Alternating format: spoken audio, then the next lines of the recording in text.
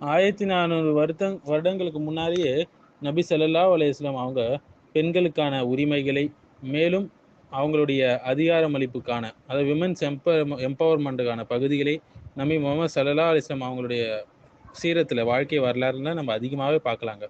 ஆனா இன்று 50 வருஷத்துக்கு முன்னாடி தான் இவைகள் வந்து மகளிருக்கு அளிக்கப்பட்டது மாற்று மத சமுதாயங்கள்ல. ஸோ பெண்களின் அடிமைத்தன்மைக்கு முடிவு கட்டினாங்க நபி ஸல்லல்லாஹு அலைஹி வஸல்லம். ஜாஹிலியா காலத்துல இஸ்லாம் வருவதற்கு முன் பெண்களுக்கு எந்த உரிமையும் இல்லாமல் இருந்தது. தன்னுடைய மனைவிமார்களிடம் ஆலோசனை கேட்கக்கூடியவங்களாக இருந்தாங்க நபி ஸல்லல்லாஹு அலைஹி வஸல்லம். நம்ம பார்க்கலாம் சீரால. சமுதாய சில விஷயங்களுக்கு, பிரச்சனைகளுக்கு. மேலும் பெண்களின் கல்வியை மேம்படுத்த நபி ஸல்லல்லாஹு அலைஹி வஸல்லம் அதுக்கான முயற்சிகளை எடுத்தாங்க. மார்க்க கல்வியை தேடுவது ஒவ்வொரு முஸ்லிம் மீதும் கடமையாகும் என்று நபி ஸல்லல்லாஹு அலைஹி வஸல்லம் அவங்க சொன்னாங்க. ஏனென்று பெண்களுடைய கல்வி வந்து சமூக வளர்ச்சியுடைய முக்கிய அடிப்படையாக இருக்குது என்பதை பார்க்கலாம்.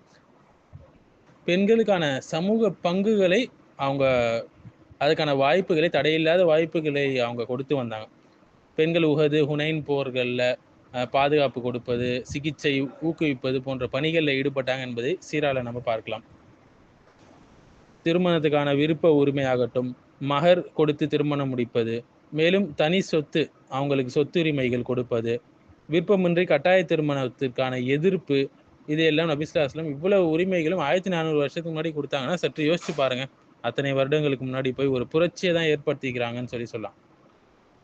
இதெல்லாம் இன்னைக்கு வந்து உலக அளவுல வந்து பேசப்படக்கூடிய மகளிர் உரிமைகள்ல உள்ளது. இதெல்லாம் அப்பயே 1400 வருஷத்துக்கு முன்னாடி நபி ஸல்லல்லாஹு அலைஹி வஸல்லம் அவங்க கொடுத்துட்டாங்க. பெண்ணாய் பிறப்பது ஒரு சிறந்த ஒரு பிறப்பு என்று நபி ஸல்லல்லாஹு அலைஹி வஸல்லம் அவங்க வந்து அவங்களுடைய சீரத்துல பிராக்டிகலாக காட்டினாங்க. அவங்களுடைய பிராக்டிகல் லைஃப்ல பெண்களுக்கான சிறப்புகளை அவர்கள் எவ்வளவோ இடங்கள்ல எடுத்து கூறினார்கள். இன்றும் கூட வளர்ந்த மேலை நாடுகளில் இவற்றை வந்து செயல்படுத்துவதற்கு அவ்வளவு முட்டி மோதுறாங்க, செயல்படுத்த முடியல. ஆனா நபி ஸல்லல்லாஹு அலைஹி வஸல்லம் எப்பயோ இதெல்லாம் வென்றெடுத்துட்டாங்க.